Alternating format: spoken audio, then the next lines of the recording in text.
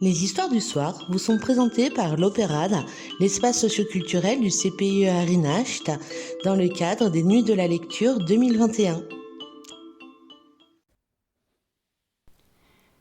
Ce soir, nous allons découvrir la légende du colibri de Denis Corman.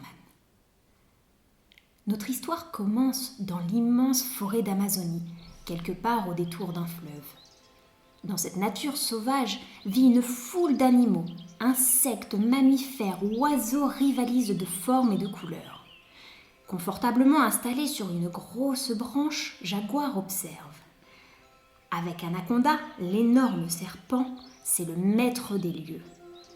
Dans les eaux sales ou dans les branches, il est respecté de tous pour son habileté et son courage. Autour de lui s'activent ses compagnons de la forêt. Tamanoir cherche des fourmis pour son repas de midi, alors que le joyeux Coati croise Tatou le solitaire, cuirassé comme un chevalier. En haut, dans les branches, entre lianes et feuillages, les oiseaux toucans et haras discutent. Pendant que Capucin fait le singe et réveille paresseux de sa longue sieste. Un peu à l'écart, près d'un ruisseau, il y a Colibri.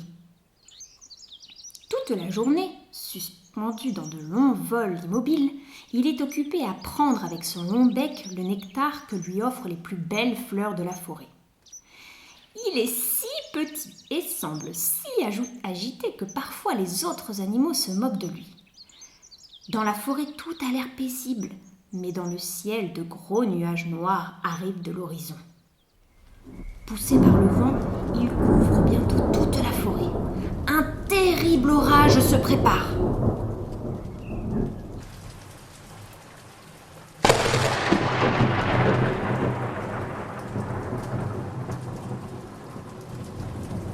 Soudain, un éclair plus gros que tous les autres s'abat sur un arbre mort.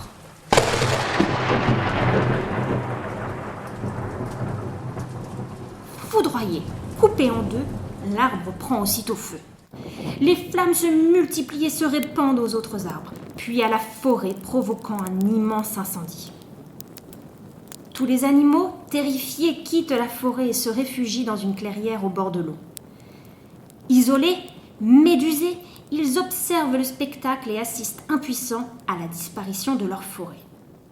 Tous, sauf le colibri. Avec son bec, il prend quelques gouttes d'eau de la rivière et s'envole pour aller les verser dans les flammes. Puis, il revient à la rivière, prend de l'eau et repart encore et encore, faisant des allers-retours aussi vite qu'il le peut. Au bout d'un moment, Jaguar, agacé de le voir ainsi s'agiter en vain, lui dit « Colibri, tu n'es pas fou ? Tu crois que c'est avec ces quelques gouttes d'eau que tu vas éteindre le feu ?» Colibri suspend son vol un instant, les regarde tous et répond « Je sais bien que je n'y arriverai pas tout seul, mais je fais ma part. » Sans plus attendre, il repart vers les flammes. Les animaux se regardent étonnés. C'est Toucan qui le premier dit « J'y vais aussi, j'ai un grand bec et je sais voler. » Puis Hara s'écrie « Attends, je viens avec toi !» Finalement, prenant un peu d'eau dans leur bec, dans leur museau et dans leurs pattes, tous les animaux s'élancent vers l'incendie. L'histoire ne dit pas s'ils ont réussi. Mais depuis ce jour, quelque chose a changé et les animaux se sont unis par une force nouvelle. Et plus aucun d'eux ne se moque de la petite taille du colibri.